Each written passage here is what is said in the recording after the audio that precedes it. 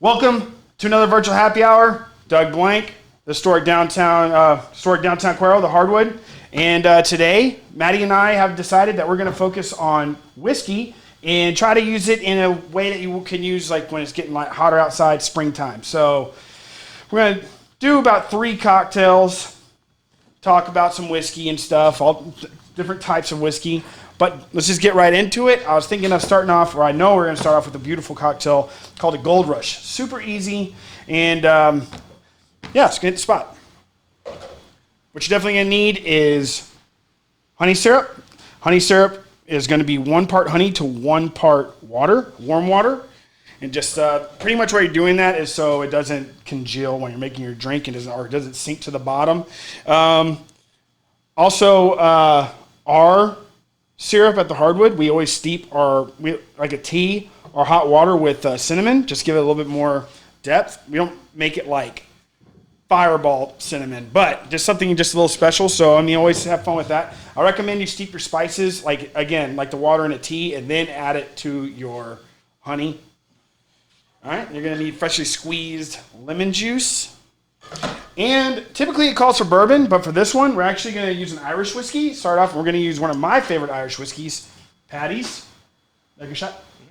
Yeah, so Irish whiskey, just a few rules on it. It has to be aged for a minimum of 3 years. Irish whiskeys are typically a little bit cleaner on the palate, easier to go down, so, obviously Jameson, Tullamore Dew, things like that. This, Paddy's, I don't know why, it's gotten a kind of a rough, bad rap, thank you. But for me, I like my boozes rough around the edges, and this is actually a really solid Irish whiskey, especially for the price. And there's a couple, I've seen people serve this in coupes, like up, and I've also seen it served on rocks. But just for the sake of our first drink, let's do it in a coupe. Let's build a drink first. I got a coupe that's super cold in the freezer. It's gonna go really well. All right. So we're going to 3/4 ounces of the honey syrup we just talked about. 3/4 ounces of your fresh squeezed lemon juice. 2 ounces of the Irish whiskey.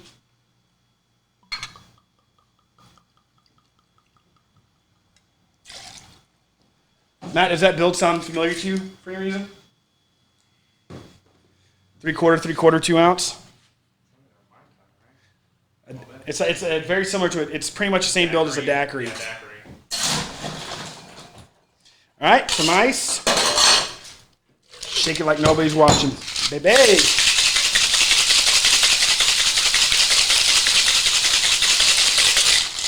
About 10 seconds.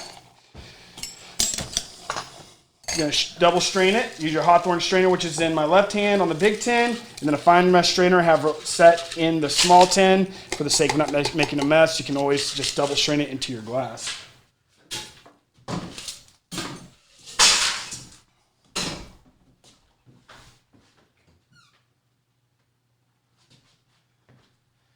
Chilled coupe. Again, this glass is called a coupe. And so we double strain because we want to get all those ice shards out because we want to create we want to control that entire experience, even like the way it feels in the mouth, the mouthfeel.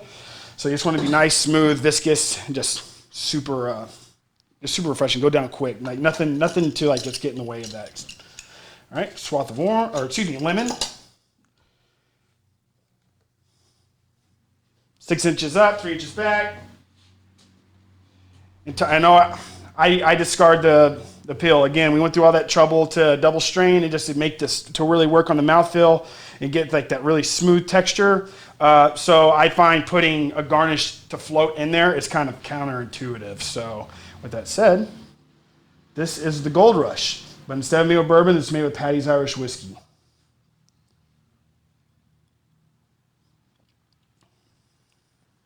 Yeah, I mean, that's awesome. If you like in the wintertime, if you like, your hot toddies and things like that, just pretty much just flip it over. It's like this is like a summertime. It's like that toddy element to it. So, yeah, that's our first one. So this one, I was reintroduced to this. I had a good friend of mine, Casey, we call him Beans. I was his bar back at a place called Austin Den in Austin for not very long, just like 6 months. But I've always known who he was, and he was in a band that actually my band used to play with years ago, and we just totally never even put the pair actually connected it until we started working together. But anyways, great guy. He actually came and guest bartended here one night, helped me out, and man, he just just gave him the reins. He's such a talented bartender, and he put a Gold Rush in front of me. I was like, man, I hit so hard.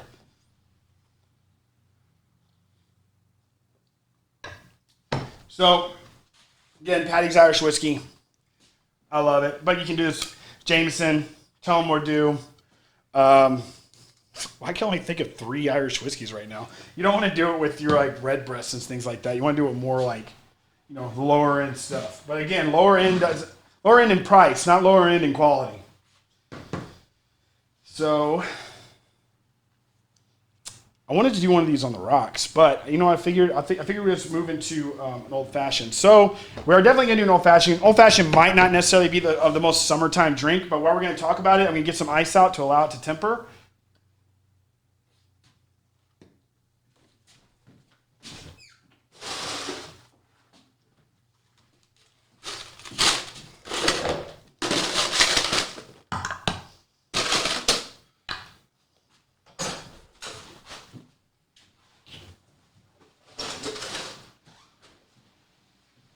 All right, man.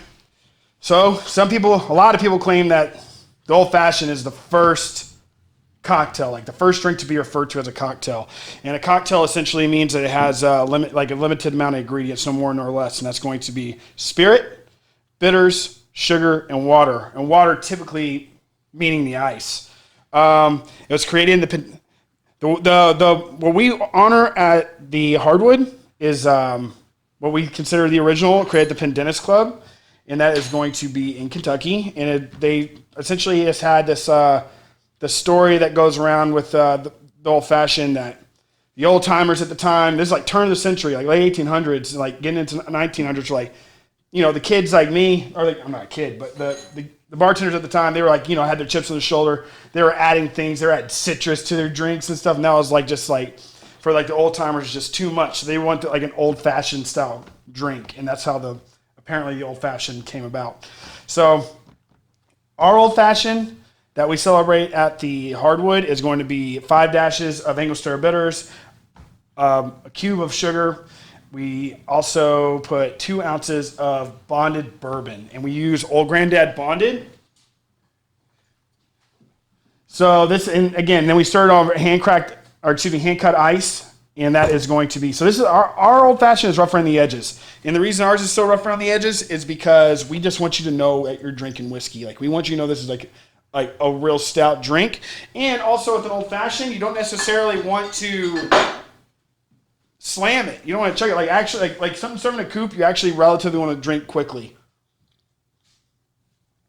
because it's going to get warmer. So with that said, with the old fashioned, something you can enjoy. So the first sip is going to be the hardest. That ice is going to melt. It's going to, because when you actually use cube sugar, it's going to last the entire drink for the most part, and it's just going to get sweeter as it goes because it's going to dilute while the drink is just while you're sipping on it and while the ice is melting. So that's what's going to, so there's going to be grains of sugar in there. It's going to give it a lot of texture. That mouthfeel that we keep on referring to. I had a cool little tool, man. Here it is. I love this thing. Found this in an estate sale in Shiner that I was dragged to. I want to clean that off, Doug.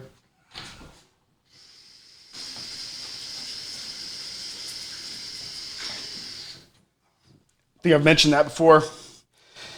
The owner of Antiques Gifts and Beers knows how much I'm into bartending and stuff, so she pretty much dragged me to an estate sale because she knew there'd be a lot of cool bar tools and stuff. So we're going to take our rocks glass, and again, just 5 dashes, heavy on the bitters for me. Cube of that sugar. Come on. Come on. It's actually really hard to find cube sugar right now. No idea why. Some bartenders at this point will put a splash of carbonated water on there to help break down that sugar. I don't do that because that means it has the potential to become flat, and you have an element in your cocktail that you can't control, and it's not, who wants any kind of flat soda in their drink, any kind of drink. So to help it along, we just take a muddler. Let's break it down. Break it. Sugar. So that's just sugar and bitters. That's how consistent we want. And so like I said, this is going to be like that that mouthfeel that we're going to create. Or start off your drink. Like I said, towards the end, it's going to probably, and if you drink it slowly, there won't be any grains of sugar. It'll all be dissolved. And see what's happening is, though, that sugar, though, is going to get sweeter, so it's not going to be as harsh. At the last sip is not going to be near as harsh as the first. Matter of fact, it's probably going to be the best sip. And it's going to pop those endorphins off, get you ready for another drink. So we were going to use, we used bonded bourbon, but I wanted to use a really great rye. And we're going to use Rittenhouse. And this is also a bottle and bond. I'm a huge fan of anything. The Bottle and Bond Act of 1897, it applies for any spirits made in America, but mainly it was created to control the adulteration of whiskey. So this is going to be a rye whiskey, and which means that Old Granddad Bonded, a bourbon, that means that this is 51% or more corn in the mash. A rye whiskey is 51% more rye in the mash. And while I'm spinning this cocktail and hand it over to Maddie to tell you how good it is, I'm going to tell you all about the Bottle and Bond, if you don't mind. All right, so 2 ounces of bourbon. Again, strong drink. And that's pretty much ingredients the ingredient list. So we're going to also garnish at the very end, but that's it. All right, hand cut ice. Pretty cool. Slowly add it in there. So if you're new to spinning cocktails, you want to take your spoon, take that blade, snug it under the cube, and if you keep your wrist in and just slowly turn, your elbow in, your wrist will do the work. It will be awkward. It takes some time. If you have nothing to do with your hand, put it behind your back. We're going to do this about 30 to 50 times. It becomes like kind of that's if you're like new to it. It definitely gets to a point where you're just know. You can tell. So what we're doing is we're diluting it because we do not want that first sip. Granted, I have been saying that we want that first sip is going to be harsh and like more rough around the edges than the last, but we don't want it to punch you right in the face. So we're just giving it, helping out the drink, diluting it, combining it, lifting out that cube. And when I lift it up, what I'm looking for is you can see the glass is somewhat chilled. So I'm looking just to make sure the chill's there. And also, I just want to make sure that the dilution is happening too. You want to have at least 1/8 of an inch of dilution. That's pretty good. And also when you lift that cube, it's like pushing that sugar around and like getting it all over the place. So just to create more consistency. All right, going to take a swath of orange, or a pill, whatever you like to call it. Guys, these rye peelers are crucial to bartending, but I must tell you, these are extremely dangerous. I have taken pieces of my body off of these things. I've seen talented, seasoned bartenders do it numerous times too. All right, so again, we talk about it every happy hour. We're going to take our orange swath on this time. 6 inches up, 3 inches back. Sweeter oils, nicer oils are going to spray forward over the cocktail. The heavier oils that leave them more of a bitter taste will fall backwards. We want to control this cocktail as much as possible. We already put bitters in there, literally, so we want to make sure that we don't add too much more, because that's actually going to be like one of the first things they experience, because it's going to be on the nose. Just try to get all that sweet stuff on. And I personally always take my swath. Sometimes you can actually trim it up. You can take a knife and trim it, like clean up the angles. But this is a beautiful swath. Give it a little bit of a bend. It's nice and sturdy. You'll always place your garnish to the back, facing your guest. And that is old fashioned. Hello. Coaster. And then at the hardwood, Matt, sir, this is our old fashioned. It's based off the original recipe. I'm blowing up. See, I haven't done it in so long. So this is how it goes. This is our old fashioned. It's based off the original recipe created at the Dentist Club in the late 1800s, something like that. Man, you see, I miss all you guys. I'm not working on my spills anymore. It's just me and Matt. Also, I might as well what do you think? That's with the rye.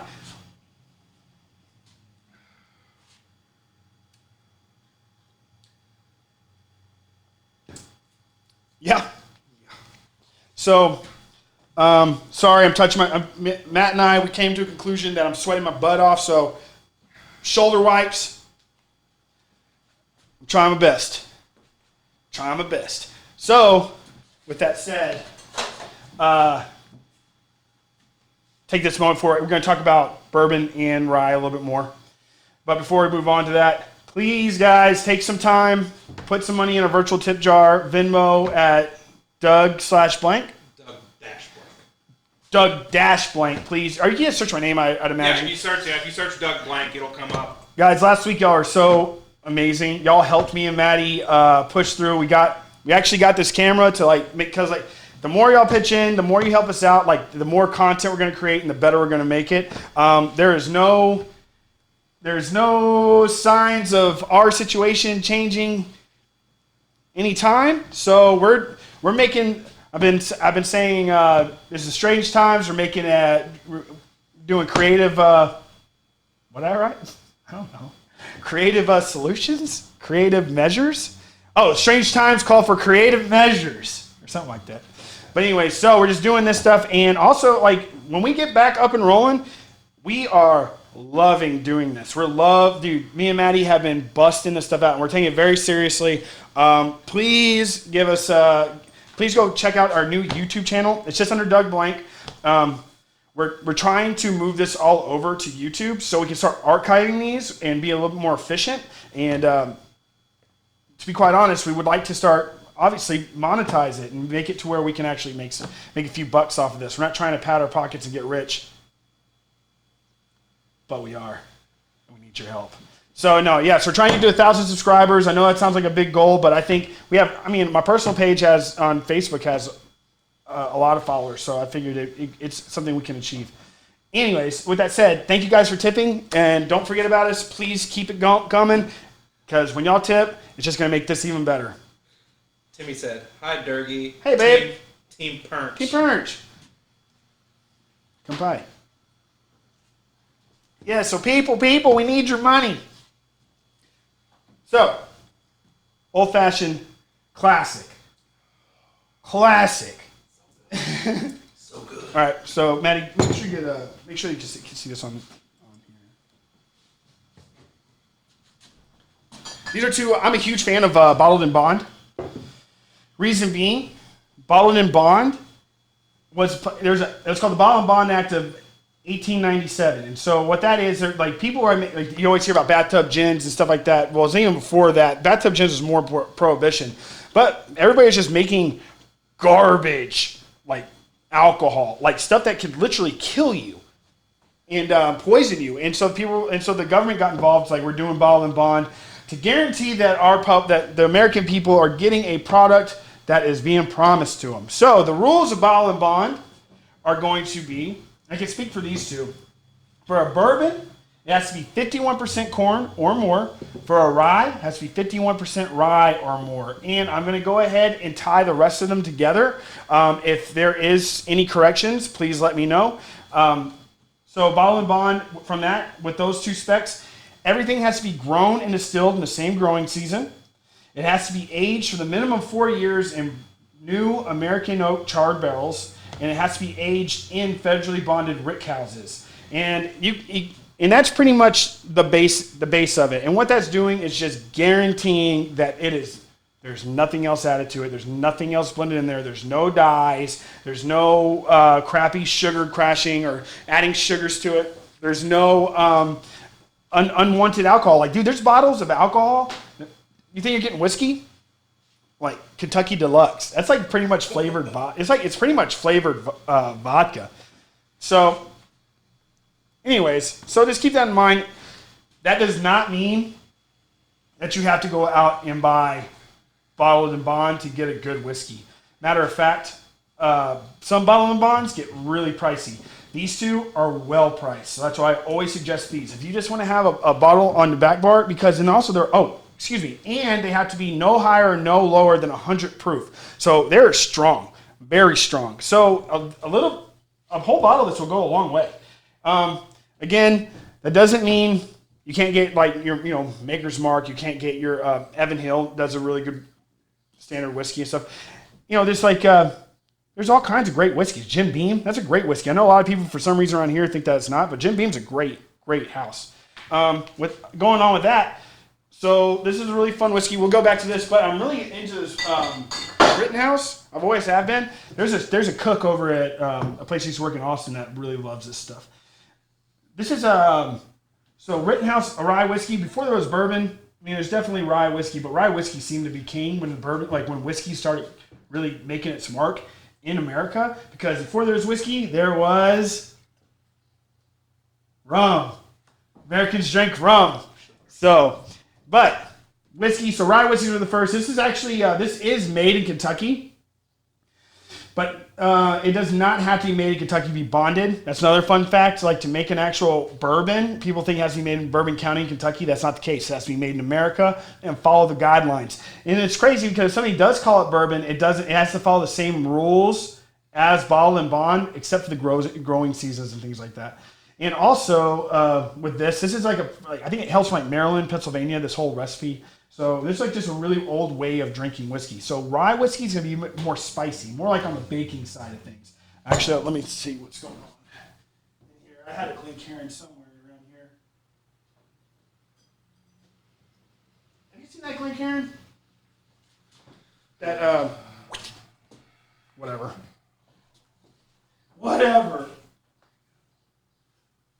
Let's drink it out of a coupe. So Glencairn is that... When you see like people drinking whiskey and it has that like weird glass that like scoops up and points up, I know exactly where it is. Be right back.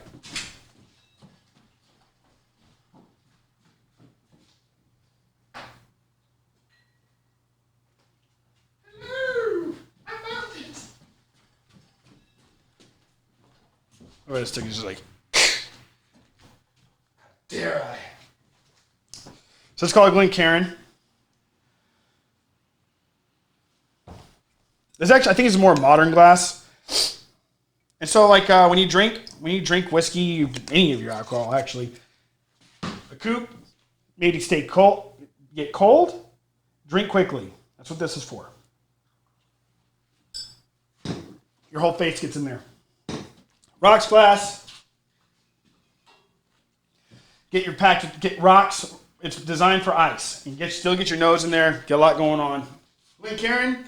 This is designed for tasting. You want to hold, and if you look at a glass, it will always tell you how it wants to be held. So always hold by the stem or the bottom. So Glencairn, you never want to, especially when you're tasting whiskeys for the first time or anything really, you don't want to necessarily get your hands like on the bulb because it will heat it up, and even like half a degree will change so much in your product.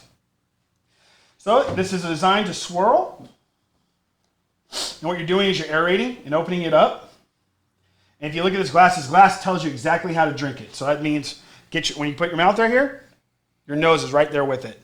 Or you can just put your nose in and your mouth stays out. So it's an extremely controlled experience. Like you can get on your nose and everything. And so also when you smell something, you never really... There's a lot of tricks that I've always heard, like keep your mouth open and exhale over your tongue and things like that, which is... relative, but honestly, you just want to get in there and just give it some good smells. I mean, you just don't want to do. That's enough. Like you need, so like that's an alcohol burn. But if you go back in, that alcohol you start getting used to alcohol and it starts going away. You get back in there, and like seriously, it tastes like it smells like straight up banana nut bread and like baking spices and stuff like that, like caramel and burnt wood. But like they're all there together. And then from there you give it a taste. You I know it looks freaking ridiculous. We really want to aerate it and keep it on your tongue as long as possible. See, I should have kept it on longer. But what you're doing is just letting that whiskey open up. Wow, that's actually a really good whiskey. It is. Like, wow. Dude, that just opens up so much. So this is a rye whiskey, and I'm telling you, like, it has a little bit more heat to it, and it's like spicy. It almost feels like it has a little bit of spice heat to it, but it's... So a lot of people don't like bourbon because they say it tastes like corn. Well, that's actually great to say because it does taste like corn because it's 51% corn. That's 51% rye, so you have a lot going on. in different ways. This is a great whiskey. So I'm gonna try it one more time.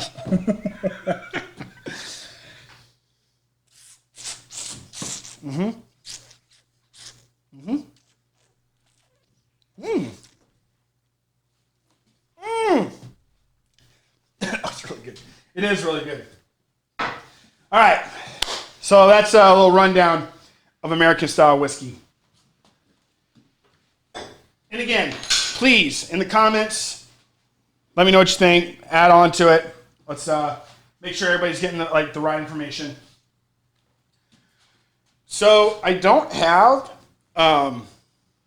not have copper cups, but I think it would be really cool to do a mint julep because I don't think people understand how simple it is to make a mint julep. Right? Does that make sense? No? Are you making that face at me? No. Huh? I was pressing stuff. Oh. I think a mint julep would be really fun to make. Don't you? Do you want a mint julep? Do you want one? You know what? I'm not the biggest fan of mint. Like I've never really been like a big mint person. But I think it's more like processed mint that I don't. Same way I was with the pimento cheese before I had yours, and then I like pimento cheese now. So I probably like this. Oh, I told you were going to make a drink on this show. Nobody even knows what you look like. Hey, Allison. Right there's fine. Don't come any closer. Oh, you put that picture up. Oh yeah, that's Matt. Hey, I took a picture of me and Maddie. Go and like it. That's Maddie Malort, aka Maddie Mustache. Courtney's watching. Who is? Courtney. What up, girl? Courtney Hobbs. Amanda's watching. So we're gonna do this julep or what? Yeah, let's do a julep. Let's do a julep, dude. I don't have any copper cups. I don't know if that's actually traditional or not. Y'all could tell me. Again, let me know.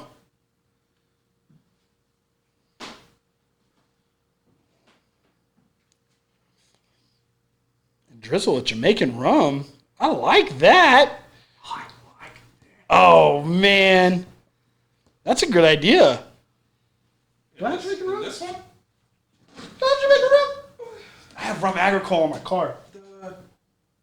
What is the big bottle? The fat bottle. Ooh, I have Smith & Cross. Yeah, there you go. Do I have Smith & Cross? All right, so we're going to do a 1/4 ounce of simple syrup. Man, you know what would be better if we did it with my green tea syrup. Sorry. All right, so we're already gonna mess with this. So traditionally it comes with it's with 1/4 ounce of simple syrup, but I made this really cool green tea syrup, and this is a 1-to-1 ratio, and you do not heat it up. You just let it hang out together for about 15 minutes, let it all dissolve, and that's it. So we're gonna do that, Matty boy. Morgan, don't talk shit about Malort. I didn't talk shit about Malort. No, Morgan did. Malort is not the worst thing you've ever had. Oh, he said that? Yeah. Hey, dude.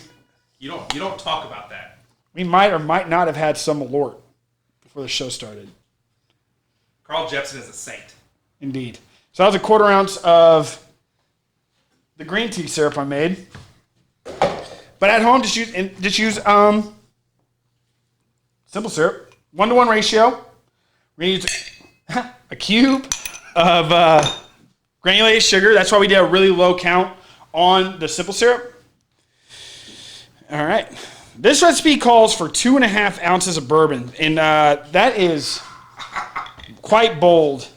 We're going to do 2 ounces. We're going to do 2 ounces of Old Granddad, though, to make up for it. All right, going to do a lot of mint. And so the thing is, you always see bartenders taking their hands, smash it, put it in the thing, muddle it up. Nah, man. Stop doing that. I see people from all walks of bartending life. Stop doing that. Not only are you bruising the hell out of it in your palm, but you're also just wasting all that wonderful mint in the palm of your hand. And we all know, I've heard everybody say it, you want to lightly muddle, you want to lightly slap it, because you don't want it to become vegetal. Well, what do you think's going to happen when you start shaking it? You're going to whip the poop out of it. You know what I mean? So we're going to do more mint than that. So yeah, so let the shake do the trick. This is going to be... Look at this place. This place is so cute. This place is so cute. Isn't it funny how like we always start off and it's like super like, hey guy, like real generic, and then like one or two drinks in, where it's like, don't whip your mint. I mean, don't beat it in your hand. Actually, Morgan, Carl Jepsen was a Swedish immigrant who smoked tobacco his entire life heavily, and Malort was one of the few things he could taste. That's why everybody thinks he was a sadist. Hey. All right. Well, we're going to do an ounce and a half because I really want to do that rum floater. So we're going to do an ounce and a half of 100 proof bourbon that we talked about earlier, Old Granddad.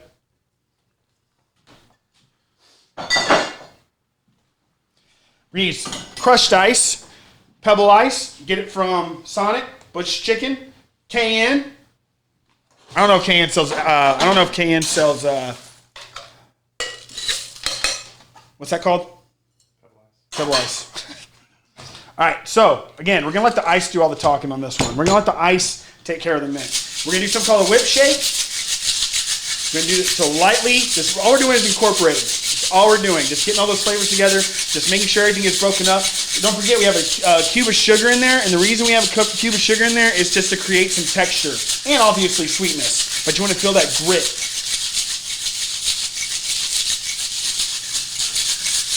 Super cold. My hand is hurting. That's how you want it.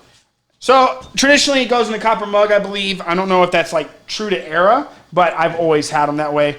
You always see people topping it with powdered sugar at the end and stuff. No, it's not a funnel cake. It's a freaking drink. So pour in. Look at that.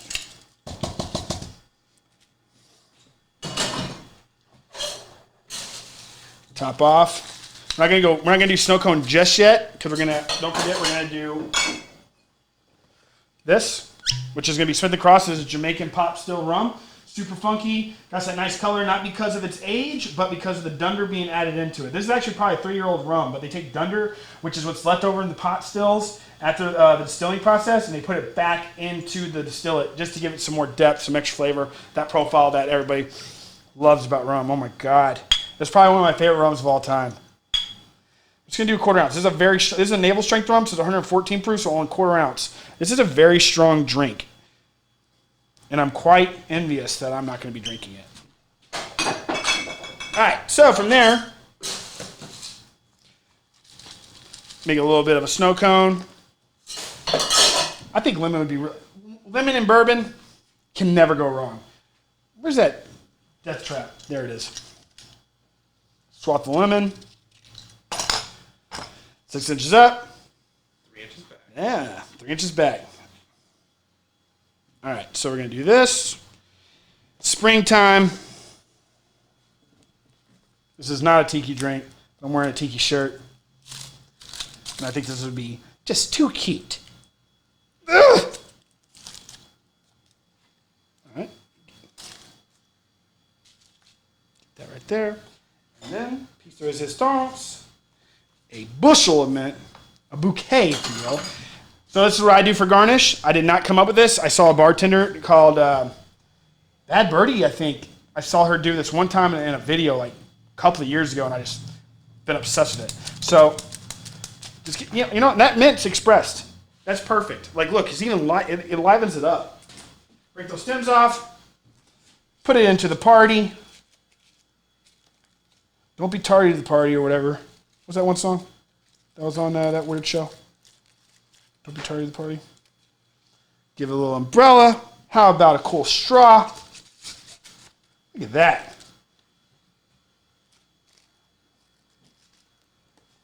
You know what? Let's make it look like a hurricane. Here she goes. Here you go. Here she goes. Mint Julep. Tell us how it is, Maddie. Boo Batty. Matt doesn't like mint. Yeah.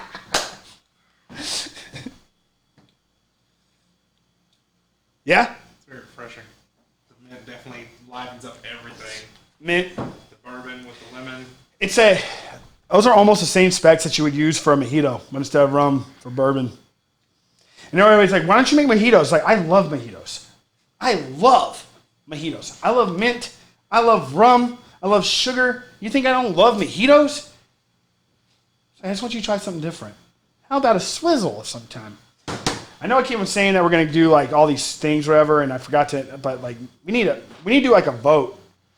If y'all put in your please, whoever's watching, put in comments. Let us know what you want us to do next week, or what you suggest. Diana V said, "I have a watch party going. One of the watchers on the way to the liquor store wants to know what kind of whiskey you used on the old fashioned again." So the old fashioned that we did the old fashioned that we use in house is Old Granddad Bonded. They definitely have this at Ranch House. Please go show them some love. Tell them that you're watching our happy hour, and you want to use. This is a really great bourbon to use for your old fashions at home. We did use Rittenhouse that last one, but I don't know if they carry that there. That's from my personal collection. Oh, so just so y'all know, we have been my website, I guess, hasn't really caught up, but I think it's good now. But we are no longer selling alcohol out of the hardwood. TABC, our license actually expires with TABC tomorrow. It expired with the county on the 11th. So just to give y'all some, just to let y'all know, just be completely transparent with y'all. What happened was, so we knew the license was coming up.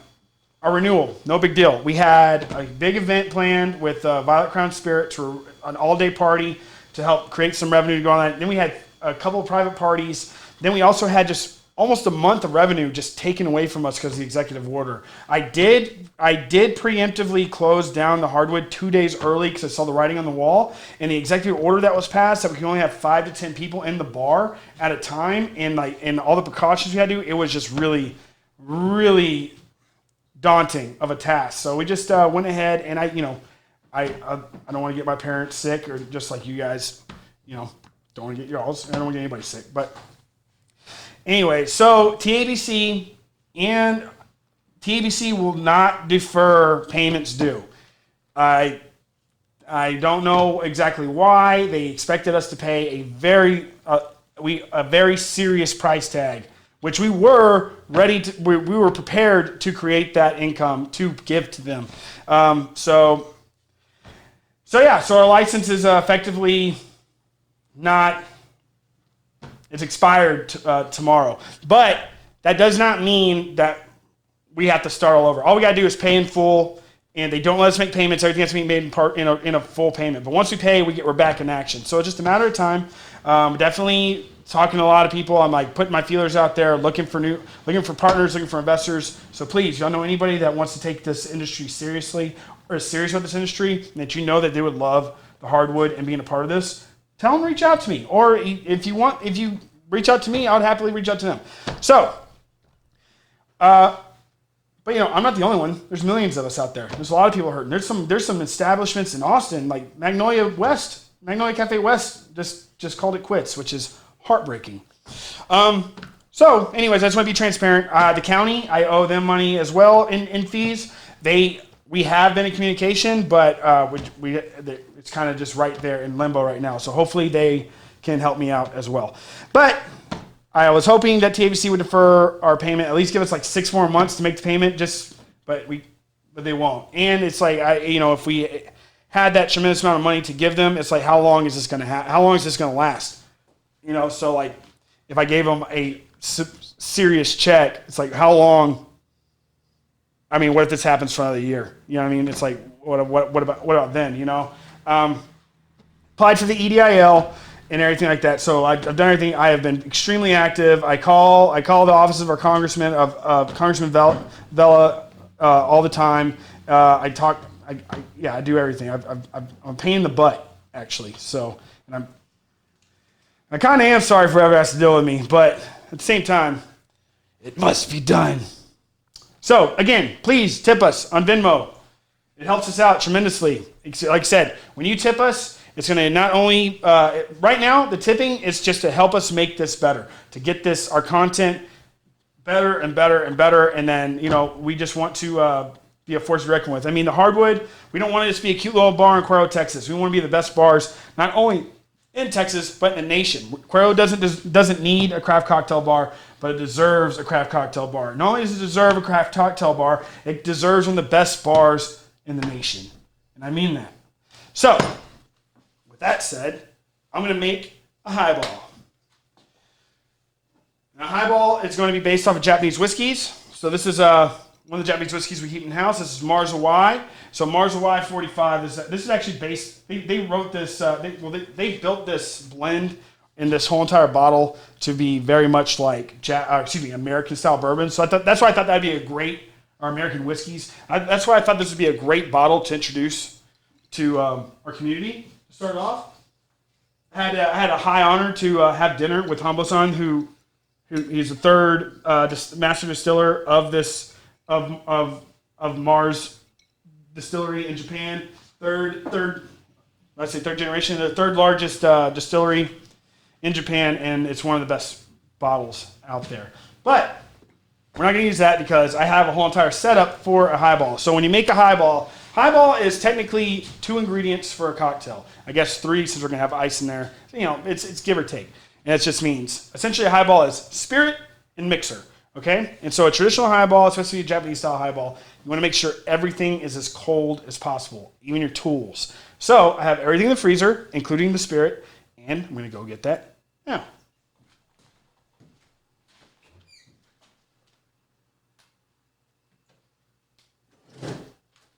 I want to get like ice gloves. All right, so I just see everything is cold. We're using Suntory Toki. Suntory Toki. So Suntory is the biggest distillery in Japan. One of the most respected whiskeys on the planet. So this is a bottle that they designed for highballs. Oh, and I have a cold Topo Chico over here. So like I said, everything needs to be cold. So we're going to do a traditional highball is a single, so 1.5 ounces.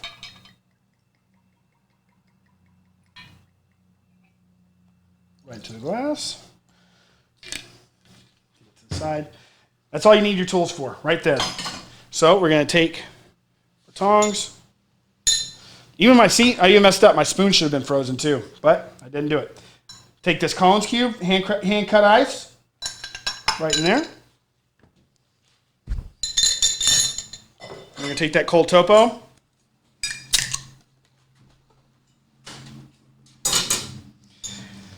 So we want to make sure that we don't lose any of the bubbles in the effervescence. How do you say it? Effervescence? Effervescence. And so we're going to put that under there, and we're just going to allow to slowly pour in the Topo Chico. It's our regional water. It's probably you hear people refer to it as spicy water because it burns when it goes down. But this is probably the most carbonated water you can find in the area. So that's why I like to use Topo. And the minerality just gives another element. So that is incorporated. You do not want to stir it around. You want to do anything like that. So you can do a lime. Lemon is traditional to go with the highball. You don't necessarily I don't like lime wedges in there. You can definitely do that. I like the essence of lemon. So I'm going to do another swath. It's my thing. It's my jam. And so we're going to just express 6 inches up, 3 inches back. Boom. Get that little thing. And I do leave this in the glass because we put these long cubes in there. Obviously, because there's beautiful ice, and it's gonna be the best way to experience your cocktail. But it's gonna be banging your lips. So when I put those Collins cubes in your glass, you're like, "Can I have a straw?" It's like I didn't give you a straw because I want you to notice that ice. So, but anyways, so this is a proper highball. Simple as that. It's super elegant. Definitely gonna be that word we've been using a lot. Refreshing, perfect springtime going to summer drink. Just see how carbonated it is. It just looks so great. My wash line was a little high, but it's fine. Deceptive. Like you don't even know there's alcohol in there, but there's 1.5 ounces of whiskey. So that is a great drink.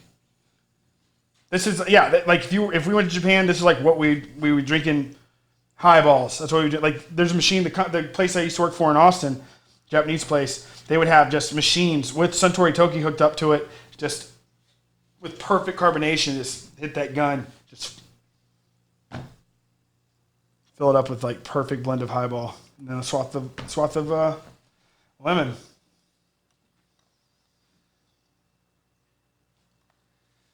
I'm just saying, 30 viewers right now. Ooh. Woohoo! Yeah, I feel like we're repeating ourselves a lot in these episodes, but I really, especially for everybody that's new to this, so when I talk about the same techniques over and over again, it's because I really think it's a good habit to get into, especially for your home bar. Because if you make great drinks at home, I mean, that's just awesome, you know. And then we can talk a little bit. We can talk about ice and stuff like that too. I always say, just go to your local. What's that called? Fast food joint. McDonald's, great ice for shaking. It holds up really well. You don't use Scotsman. You don't use like Sonic ice for shaking like real hard because it'll just like turn into mush. And when you go to strain it and things like that, it's a hot mess. So you need like a nice sturdy ice that you can control and know what exactly is happening in your drink. So with that said, I want to do one more drink now that we're talking about it.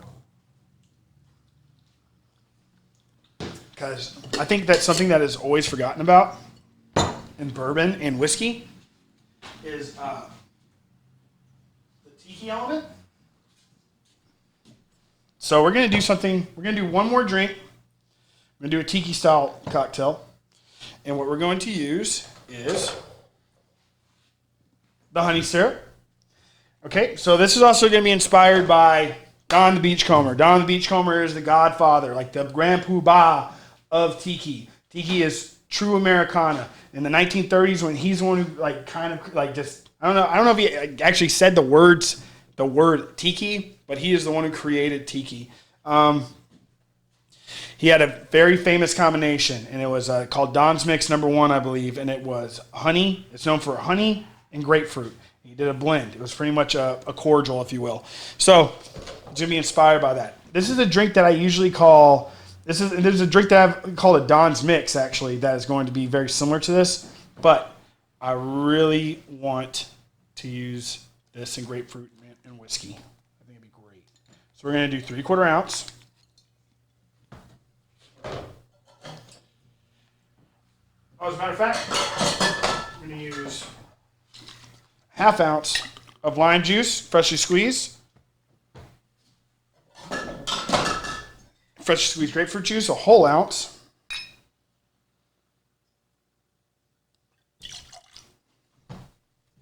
I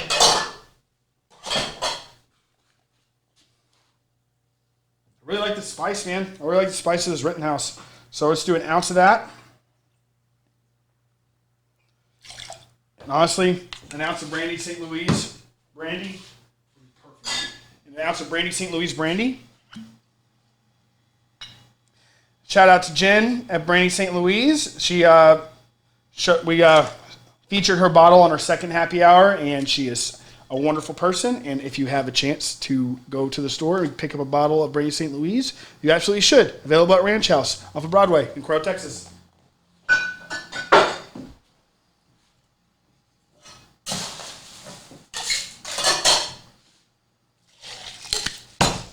Hey-oh!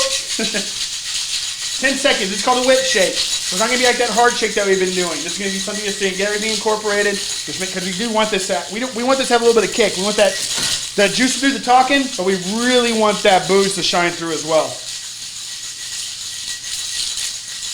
All right. Guys, this is Douglas. Is this Douglas? It's Douglas. That's not Douglas. No, that's Douglas. This is Douglas. That's it. Douglas has been out in the sun a little bit longer. Yeah.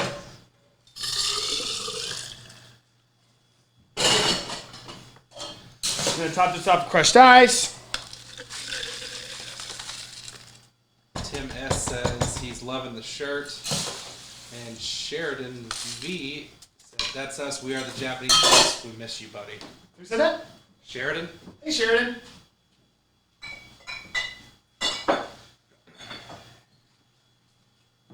I should have put this into the actual drink. I totally forgot. I'm going to do 1/2 ounce of creme de banane. My apologies. I should have incorporated that. I don't know. Maybe go as a float. You never know.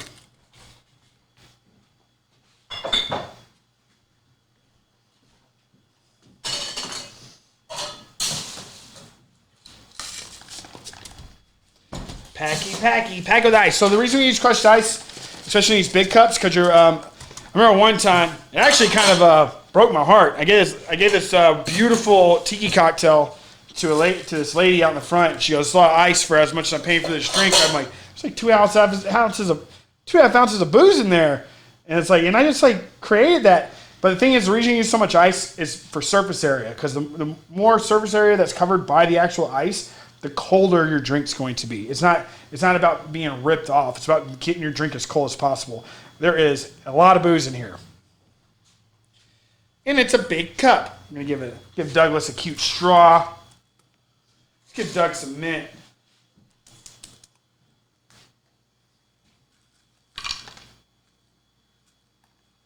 You know what? I don't want to go any further. That's good. All right. Hot damn.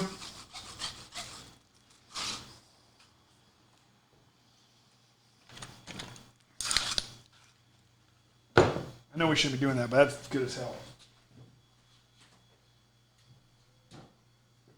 Yeah, dude. It's like straight up spice, oak, sweet, juicy. That like grapefruit just shines through with some bitterness. That honey's just ringing. Yeah, dude. Touches like, dude, that Rittenhouse and honey syrup is tight. Like, honestly, that Gold Rush. So for those that tuned in a little bit later, our first drink that we made was a Gold Rush. A Gold Rush is 3/4 ounces of honey syrup. And the honey syrup that we make is 1-to-1, 1 part honey, 1 part warm water. Obviously, you want to chill it before or get it to room temp or colder before you start using a drink. 3/4 ounces of lemon. And then it typically calls for bourbon, 2 ounces. But we did Patty's Irish whiskey for ours. But honestly, that Rittenhouse would probably have been. Any whiskey would actually do great, but they'll have their special feature, their own takes, you know. But that Rittenhouse, that spice in that Rittenhouse is really cool. I'm really into it. So okay. Well, I mean, we had a lot of issues again with our camera. We had the GoPro now. We're gonna keep on working on that. Maybe figure out what we can do about the internet. Tim Dodge said, "What is that drink called again?" Which one? This one. I don't know. I just did it. I just made it. What's up, Tim? It's good, though. Pretty good. So, yeah, I mean, I only wanted to make... I told you I was only going to make 3 drinks. I guess I've been pushing it, so 4. But we're actually when we get off, guys, we're going to see what we can do to get this on YouTube and sync it with... we actually been recording this to sync it for the quality audio.